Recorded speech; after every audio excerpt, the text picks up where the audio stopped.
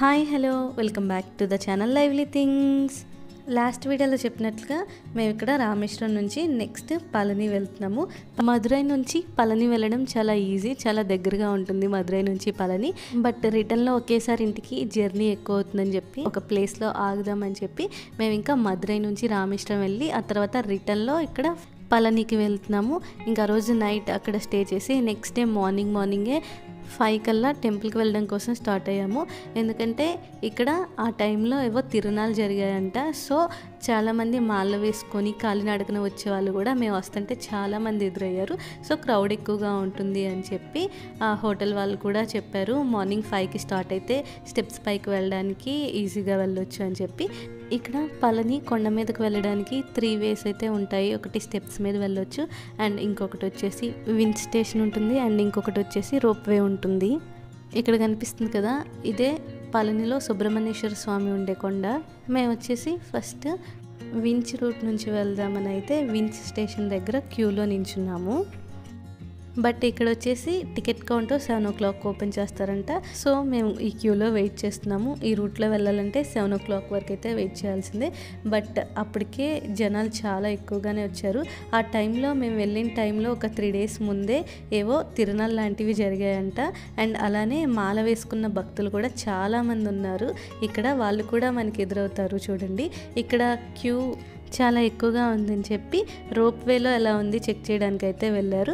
And rope way దగ్గర కొంచెం ఫ్రీగా ఉందని చెప్పి ఇంకా మేము మళ్ళీ రోప్ వే దగ్గరికి అయితే వెళ్ళాము. ఇక్కడ నుంచి ముందుకెళ్తే కొంచెం దూరంలోనే రోప్ వే కూడా ఉంటుంది.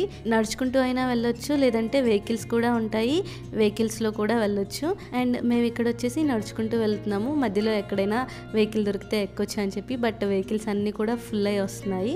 ఇక్కడ నేను చూపిస్తుంది వచ్చేసి వించ్ రూట్ కొండపైన. అండ్ ఇక్కడ విచ్ స్టేషన్ నుంచి మేము రోప్ వే దగ్గరికి అయితే వెళ్తున్నాము. ఈ వెళ్ళే దారిలో ఇలా చాలామంది భక్తులు మాలలు వేసుకున్న వాళ్ళు చాలామంది ఎదురయ్యారు. చూడండి, ఇక్కడ వస్తున్నారు.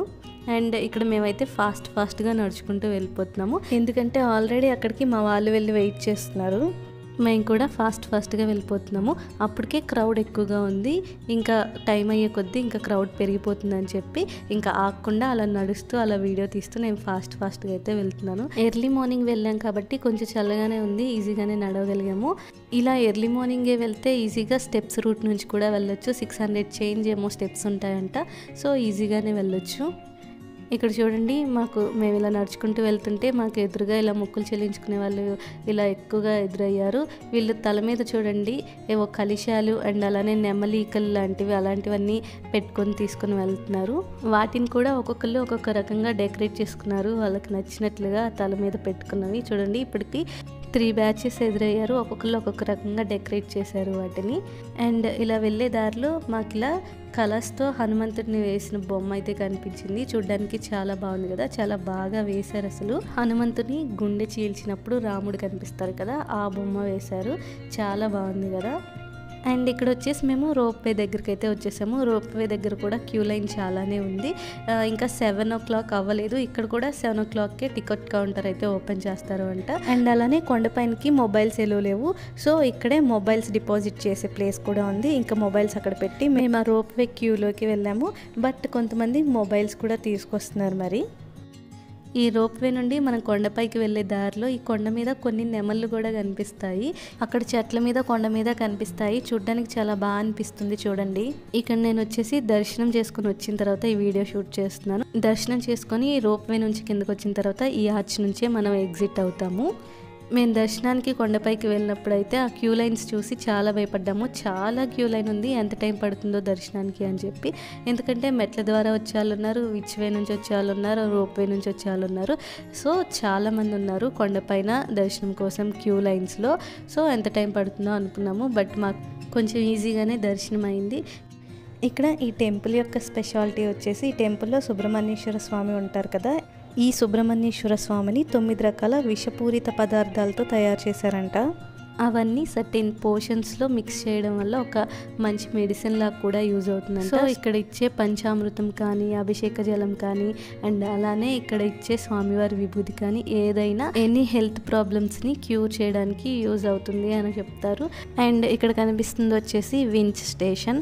నాకు వచ్చేసి ఇక్కడ వించ్ స్టేషన్ అండ్ అలానే రోప్వే కనిపించాయి కానీ మెట్ల ద్వారా వెళ్ళే రూట్ అయితే కనిపించలేదు మేము వెళ్ళిన దారిలో. అండ్ ఇక్కడ మేము మార్నింగ్ చల్లగా ఉన్నప్పుడు వెళ్ళాం కదా, చాలా ఈజీగా నడిచి వెళ్ళాము. బట్ రిటర్న్ వచ్చేటప్పటికైతే కొంచెం ఎండ వచ్చేసింది. ఆ ఎండలో నడవడం అయితే మా వల్ల కాలేదు. అండ్ వెహికల్స్ కూడా మాకేం దొరకలేదు, అన్నీ కూడా ఫుల్ అయ్యి వస్తున్నాయి. సో ఇంకా అలానే నడుచుకుంటూ కార్స్ దగ్గరికి అయితే వెళ్ళిపోయాము. ఇక్కడ మేము వించ్ స్టేషన్ టికెట్ కౌంటర్ దగ్గరికి వచ్చేసాము. ఇక్కడ చూడండి ఇంకా ఎంతమంది జనాలు ఉన్నారో. మేము ఇంకా రోప్ వే దగ్గరికి వెళ్ళడమే మంచిదైంది. ఈ వించ్ స్టేషన్ దగ్గర అయితే కొంచెం స్లోగానే కదులుతున్నారు. మేము కొండపైనకి వెళ్ళి దర్శనం చేసుకొని వచ్చి టిఫిన్ చేసి అండ్ ఇలా నడుచుకుంటూ వస్తున్నాము. మేము వెహికల్స్ దగ్గరికి వెళ్ళేసరికి టైం 10:30 అయింది. సో రోప్ వే నుంచి అయితే మనం స్పీడ్గానే వెళ్ళిపోవచ్చు. వించ్ కొంచెం స్లోగా వెళ్తుంది. స్టెప్స్ రూట్ నుంచి వెళ్తే మనం 5 o'clock అలా వెళ్తే సరిపోతుంది.